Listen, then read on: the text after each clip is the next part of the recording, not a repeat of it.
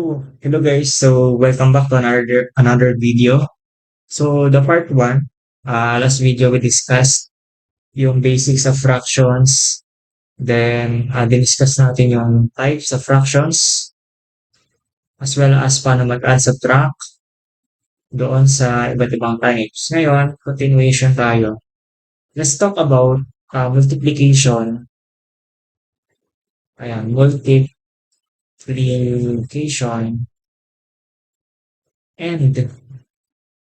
and multiplication and division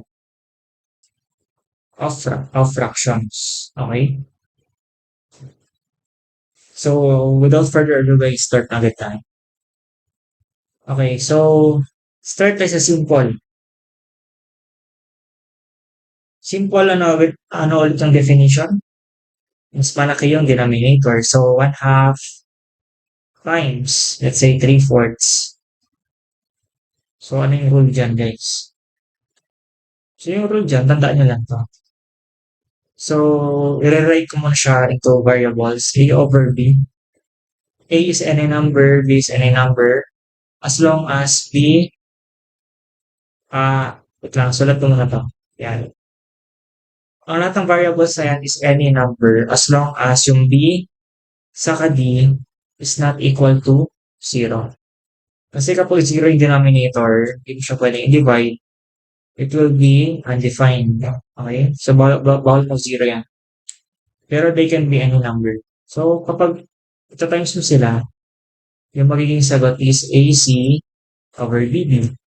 So, meaning, ita-times mo lang yung numerator sa numerator times numerator, denominator times denominator. So, unlike doon sa addition and subtraction kanina, or on the last video, sa multiplication and division, hindi nagmamatter kung the same ba itong denominator na. It doesn't matter, guys. It doesn't matter. So, ang gagawin nyo lang, simply, ita-times nyo lang. Yan, tatapat nyo lang yun. 1 times 3, 2 times 4. Let's simplify. 1 times 3 is 3. 2 times 4 is 8. Check kung pwede simplify.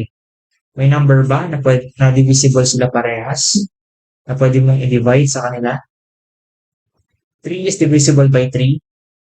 Pero 8 is not divisible by 3. So therefore, hindi na siya pwede i-simplify. Ito na yun. So another example. Ito ay simple. What if improper? What if improper naman, guys? Improper, let's say 16 over 7 times 7. Ay, hindi, wag. Ibay natin. Let's say 9 over 8. Yan. So again, it doesn't matter whether it is simple or improper fraction. It doesn't matter kung same sila ng denominator or not. Sa multiplication of fractions, simply, times nyo lang yung numerator times the numerator, denominator times the denominator. So, sa mga magaling mag-mental dyan, 16 times 9, 5, 4, joke lang. So, 144. 7 times 8, 56.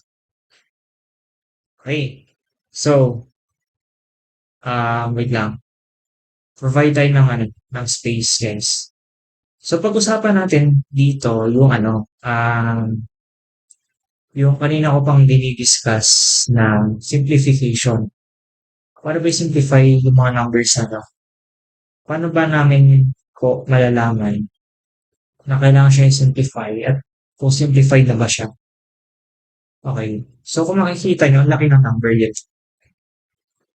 Tapos, kapag ganyan kasi, usually, pwede pa siyang paliitin pa or lilit pa sa ganitong number yung pwede maging final answer niyo. So, paano gagawin yun? Dito na papasok yung word na divisibility. Divisibility. Ay, sorry. Wala na, hindi na marunong mag-spell. DVCB. DVC. DVCBity. Ayan. Kaya ba today? Ayan, divisibility. So, ang general rule guys, para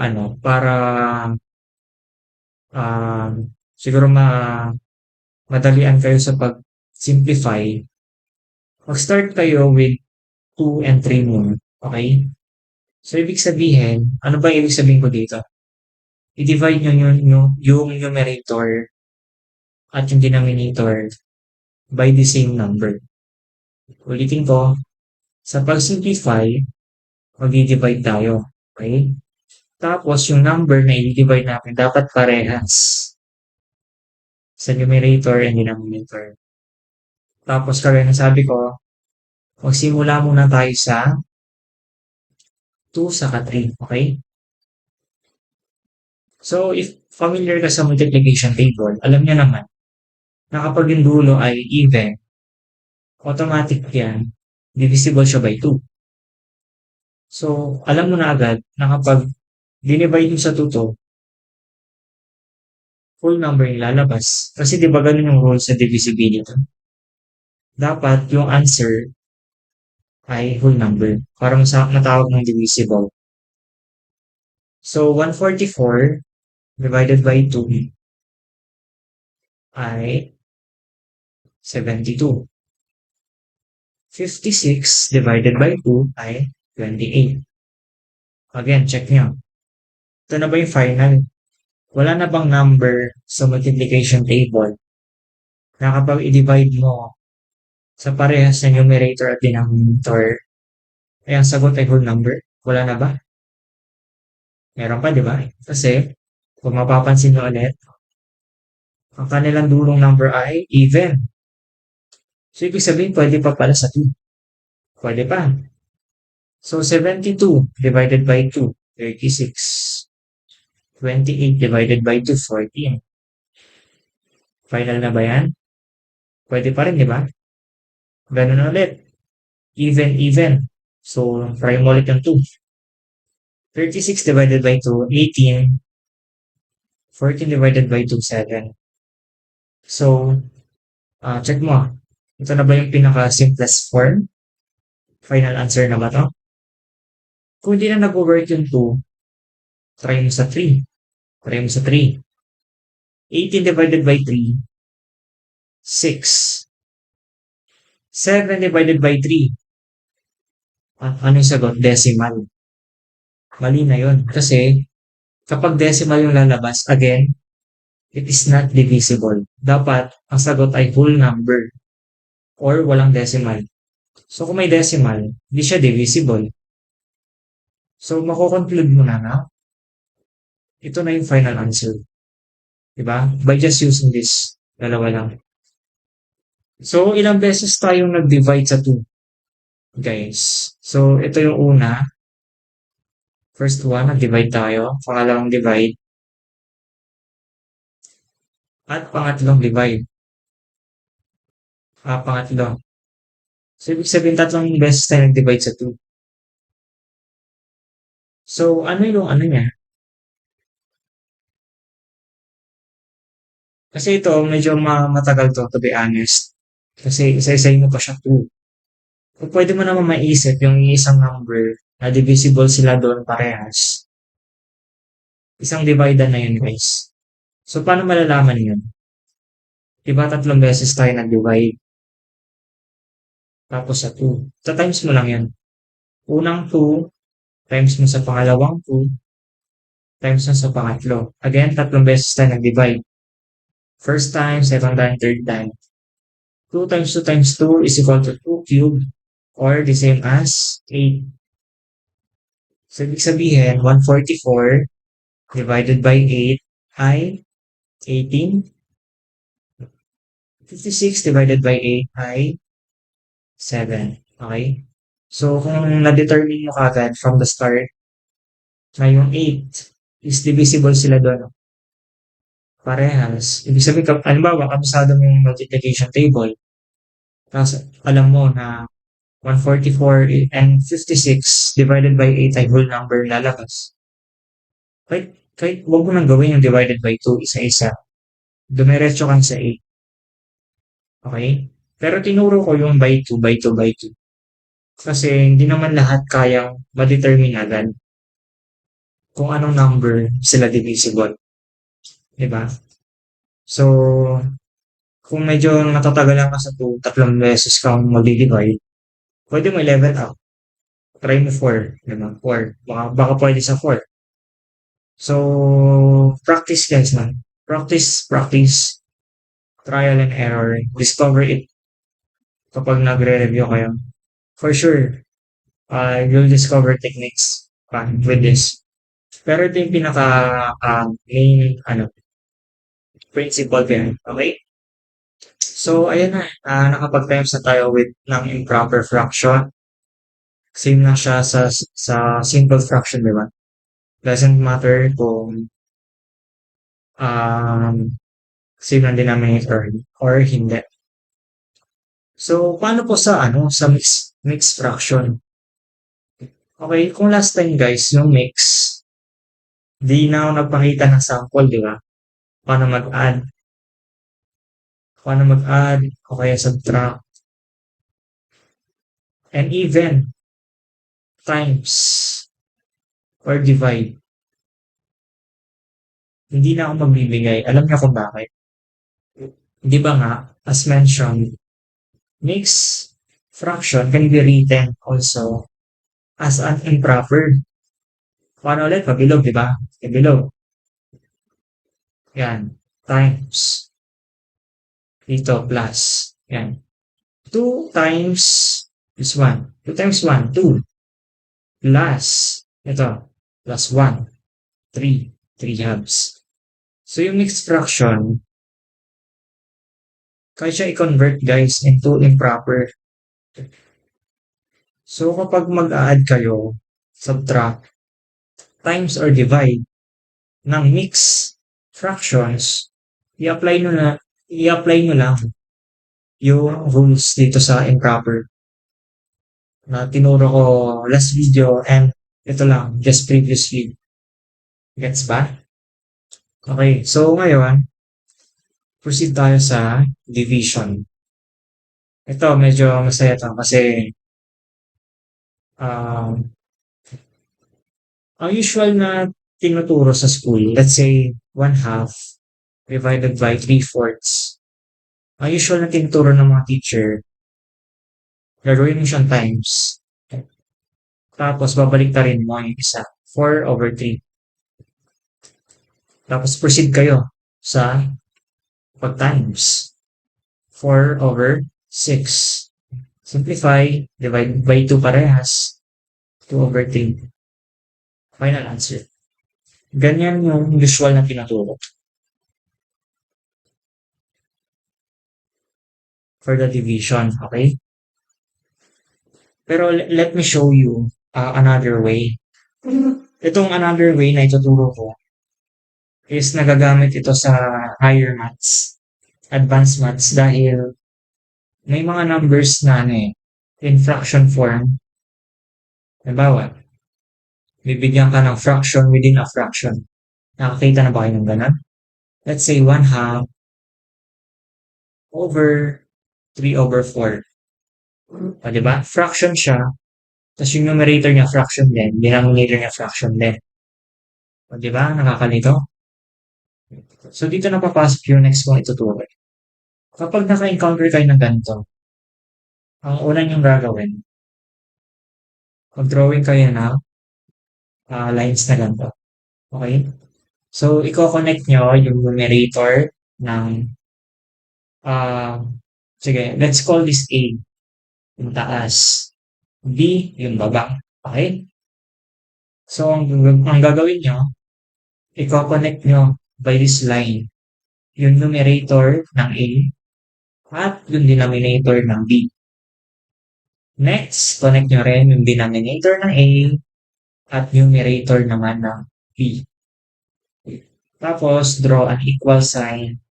Ang gawin nyo, magta-times lang kayo. Okay? So, palaging B to A yan. B times A yan. So, 4 times 1. 4 times 1. 4.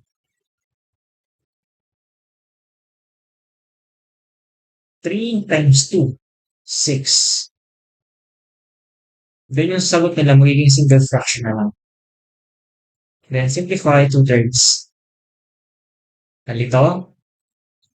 Isang sample pa. Sige. Bigay pa ako. Let's say 16 over 9 divided by 3 over 2. Again, A, B. Not necessarily kailangan yung sulat yan. Pero to just explain it. Ayan. Okay? So, answer, single fraction na lang.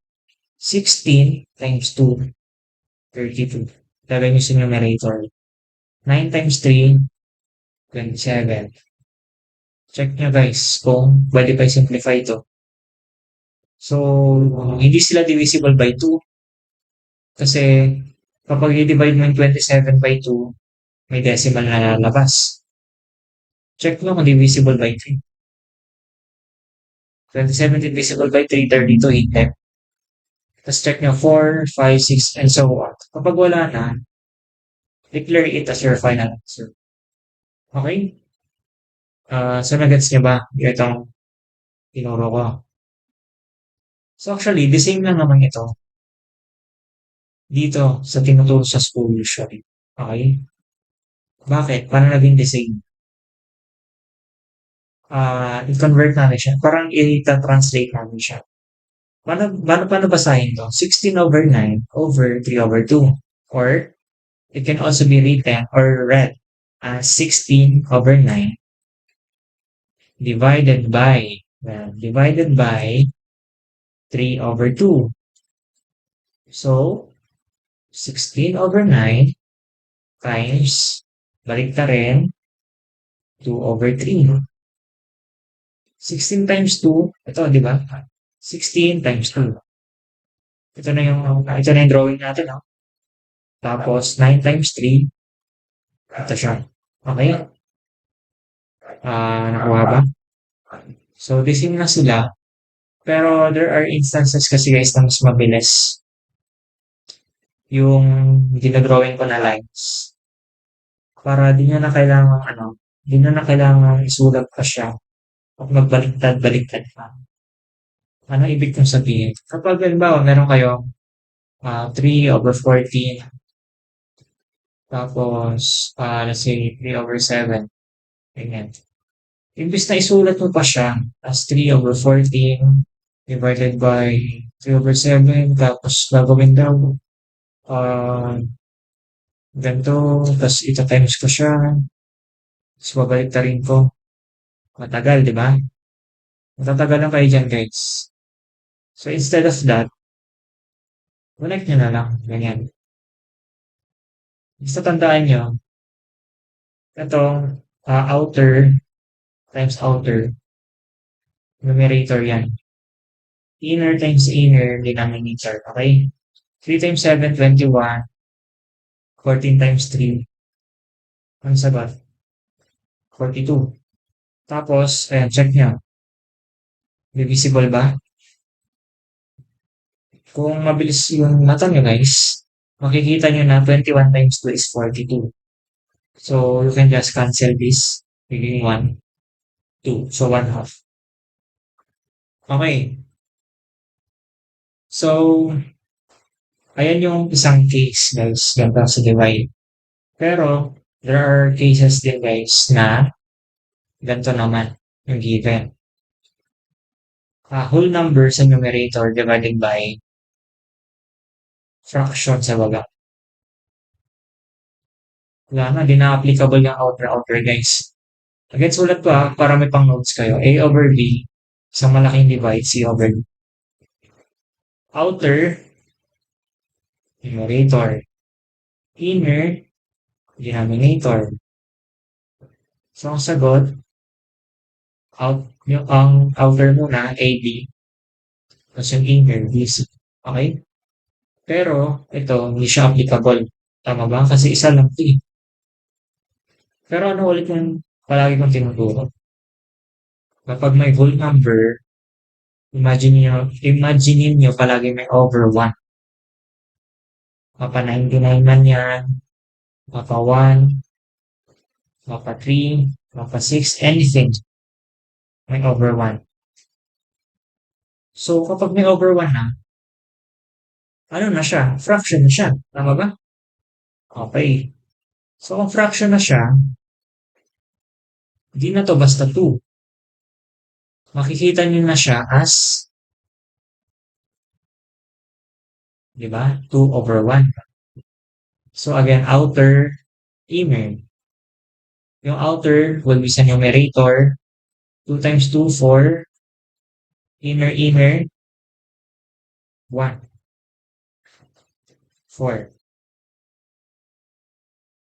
Ganun siya yung yung principle. Pero ano yung mabilis na way? Ano yung mabilis na way ng lens? Ito, again, pinagbabawal ng technique. Shortcut, kumbaga. Ganyan na lang, isang drawing na lang, guys. Kung ito ay yung whole number na lang, consider it as outer.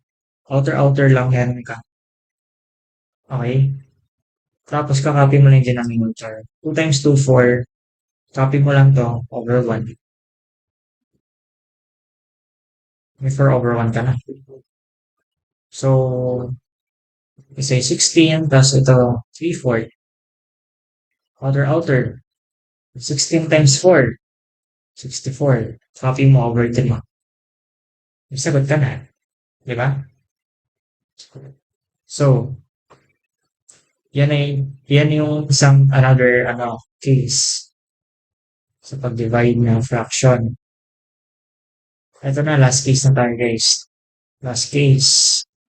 What if fraction sa taas, whole number sa baba? Pero syempre, naturo ko na yung A over B, C over D. O, diba, binura ko pa. Which is equal sa A, B, B, C, diba? Outer, inner. Outer numerator, inner denominator. Numerator, denominator. Okay? So, di ba naturo ko na? So, may imagine nyo na to. Naturo ko na rin, di ba, na whole number may over. O, di, madali na lang. So, anong magiging sagot? 1 over 8. Pero, again, shortcut. 1/2 over 4. Connect nyo na to. Pero, iangat nyo na siya dito sa denominator. Okay? So, sa third case, guys, case number 3. Case number 3. Kapag fraction ng taas, whole number yung baba, yung whole number times mo lang dito, tapos copy mo lang yung numerator. So, 1 over 8. Okay. Okay, let's say, meron tayong 3/4 plus 7. Paano ulit yung turo? Case number 3 to, di ba? Fraction taas, whole number sa baba. Fraction yung taas, divided by whole number yung baba. Kapag sa case ng F over W, ano yung gagawin? Times nyo lang yung whole number sa denominator, copy yung numerator. Di ba, ang bilis? So, ayun na, guys. Sa division. Pero, bilang pabawak ko sa inyo, bibigyan ko kayo ng assignment. Joke lang. Sasummarize ko lang, okay? So, case number 1. Case 1. Let's call it f over f, or fraction over fraction. Fraction over fraction, a over b, c over d is equal to ab, is equal to a b over bc. Tandaan nyo, outer and inner. Outer, numerator, inner, denominator. Gets?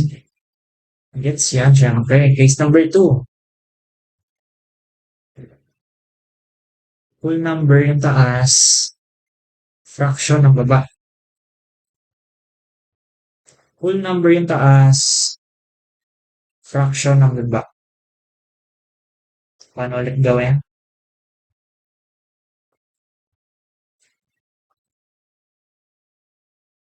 Whole number times yung outer. Then copy the denominator.